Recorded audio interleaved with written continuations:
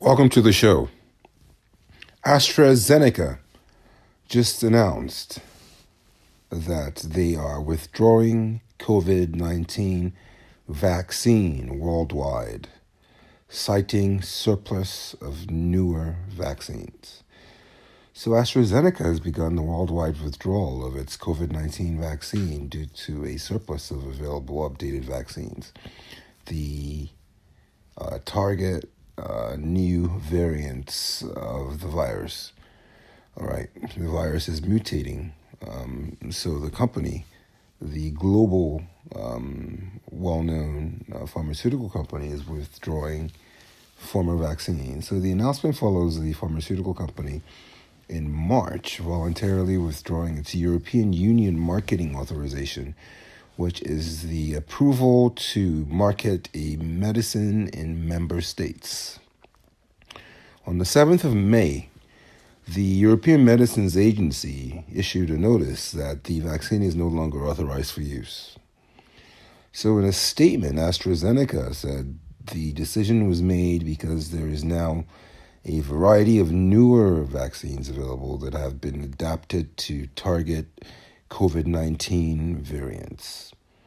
This has led to a decline in demand for the AstraZeneca vaccine, which is no longer being manufactured or supplied. In the U.S., we mostly had the either the Pfizer vaccine or the Moderna vaccine, I believe. According to independent estimates, over 6.5 million lives were saved in the first year of use alone, and over 3 billion doses were supplied globally. So, and I quote, they say, "Our efforts have been recognized by governments around the world, and we're widely regarded as being a critical component of ending the global pandemic.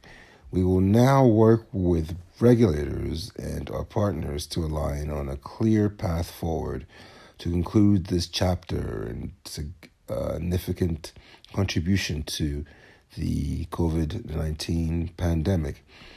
I think Africa handled the pandemic better than anybody. There wasn't widespread vaccinations. The population is young and healthy. I believe the average Nigerian is 15 years old. We weren't wearing masks everywhere. We weren't using an oversupply of hand sanitizer and living in a bubble. And we let our immune systems take control. So kudos to Africa on how we handled the pandemic rather. Scientists create vaccines with potential to protect against future coronaviruses, right? So other countries have already stopped supplying the vaccine completely. It has not been available for use in Australia since March 2023, though its use was already being phased out from June 2021 due to the widespread availability of newer vaccines. AstraZeneca changed the name of its COVID vaccine to Vaxzevria in 2021. The vaccine was authorized for use in those aged 18 and older. Delivered as 2 injections, usually into the muscle of the upper arm, about 3 months apart. It was also used by some countries as a booster shot. So this Vaxzevria, kind of tough to say, Vaxzevria, I see what they did there. Nice PR move. Vax is in the word. Okay. Vaccine, Vax, okay. Is made up of another virus of the adenovirus family, modified to contain the gene for making a protein from SARS-CoV-2. Right? Because a vaccine is literally a low dose of the virus itself. So then your body's immune system goes to work and does what it does. The virus that caused COVID-19, right? SARS-CoV-2. So the vaccine does not contain the virus itself, as they're saying, and cannot cause the virus. Although the vaccine was found to be safe and effective overall, it carried the risk of a rare but serious side effect known as thrombosis, with thrombocytopenia, or TTS. The rare syndrome occurred in about 2 to 3 people per 100,000 who were vaccinated with the Vaxzevria vaccine. So the chair of epidemiology at Deakin University in Australia, Professor Catherine Bennett, said the vaccine had played a pivotal part in the worldwide fight against the virus, particularly in the early days of the pandemic when limited vaccines were available. Well, I know people who had both Pfizer shots and then got both boosters and still got COVID twice. It has saved millions of lives, and that should not be forgotten, she said. It was a really important part of the initial global response. However, it targeted the initial ancestral variants, right? We've now moved into a vaccine chain where we have products available that are chasing the variants that are emerging. How viruses work is that viruses don't want to kill the person, right, the host, because if viruses kill all hosts, the virus can't spread. The idea is that the virus is trying to stay alive and mutate.